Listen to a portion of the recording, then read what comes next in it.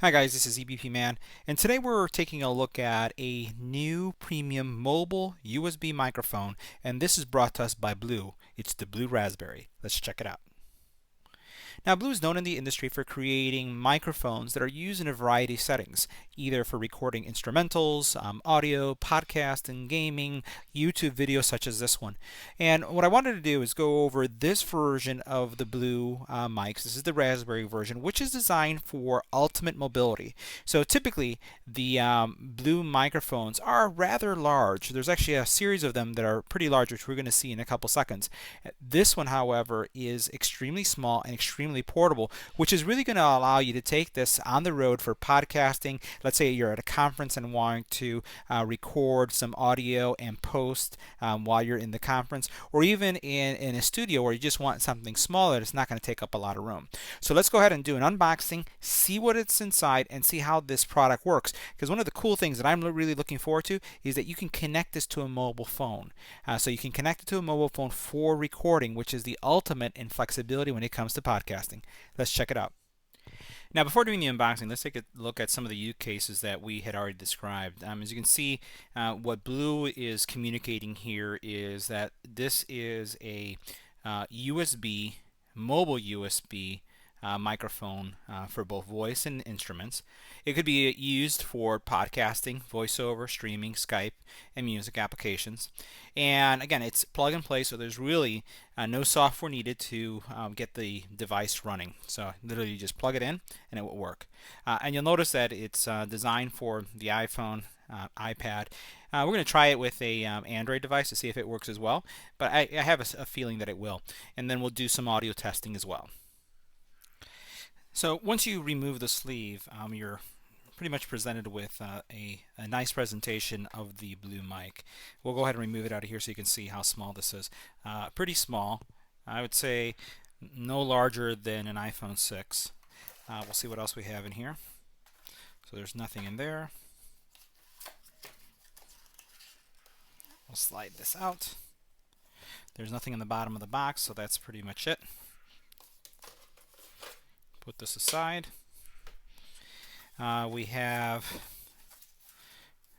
some user guides, some information, some registration information, a little travel felt bag. We have a USB to micro USB.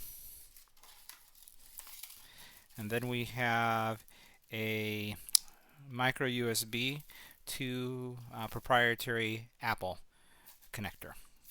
Now, that's everything that's included. Oh, let's see what else. I think we got one more thing that I missed here. Yes, and then we have a little stand here that you can use to plug into the bottom of the mic if you want to put it on a mic stand.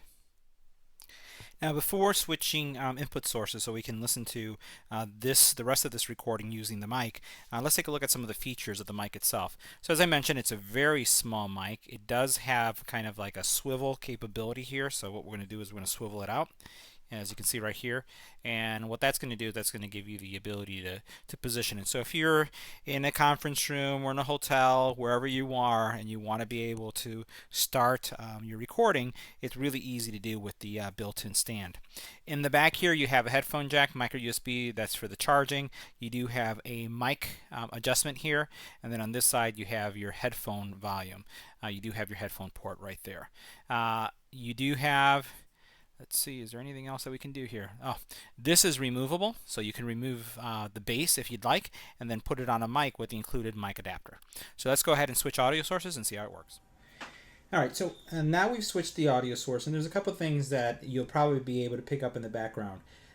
You do have a couple controls here, as I mentioned, right? You have the headphone control so that you can hear or monitor what's going on, and then you have the mic adjustment here. I have two other Blue mics. So here is one of my favorite mics that I've used. And these, I would say, are probably a little bit more sophisticated when it comes to the controls, because in the back, you do have the ability to control where the audio is being picked up from. So you can control from the front, from the back. It depends on the adjustment how this mic performs. Well, you also have this other mic that I have here from Blue, which I also like. And here, you also have some adjustments that you can use.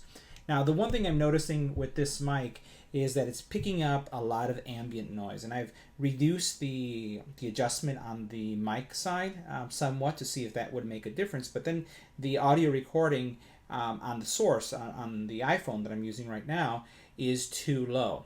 I don't seem to pick up with this mic or this mic over here a lot of background noise. I actually have a parrot in my house, and I can pick him up and hear him through the monitor as he's whistling.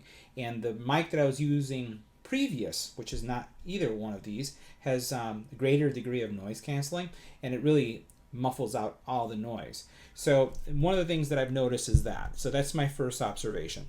The other observation that I'll highlight is while you have these dials on both sides, there's really no sense of where the dial, where you're turning the dial, when it begins and when it ends.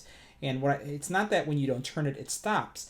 But unlike, let's say, for example, this dial, and you notice it has a beginning here, this little area here, and you can turn it, and I can see visually this is halfway. When I turn it further, I can see that it's almost full, and when I turn it all the way, I know that it's all the way. So I'm able to control that, right? Well, when we look at this mic, and the audio with this may change slightly, you'll notice that there's no way to determine where you are in the cycle. There's no visual way to look at it.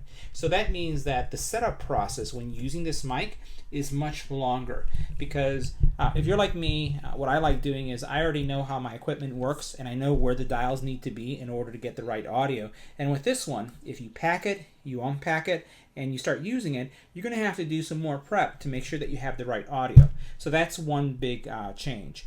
The other thing is with this one, you are picking up audio in all areas. So if I tap here, you're getting it from here, getting it from here, and you're getting it from here. So you're getting audio all the way around, and I haven't seen, there aren't any controls here that are going to allow you to turn that off. Because let's say you're in an area where you'd like to just use the front-facing portion of the mic. You wish that you had a little dial just like you have on these other two to just enable and disable, but you're not going to be able to do that. So you do get ultimate portability, but you don't get some of those basic controls that are going to allow you to improve the quality of your recording, and you're not going to get those controls that are going to make it much easier for you to set up and start recording. That's my only disappointment with this unit so far. So this concludes my review of the Blue Raspberry. If you have any comments or questions, leave it in the comment area below. If you liked the video, give it a thumbs up. And as always, don't forget to share and subscribe. Thanks for watching.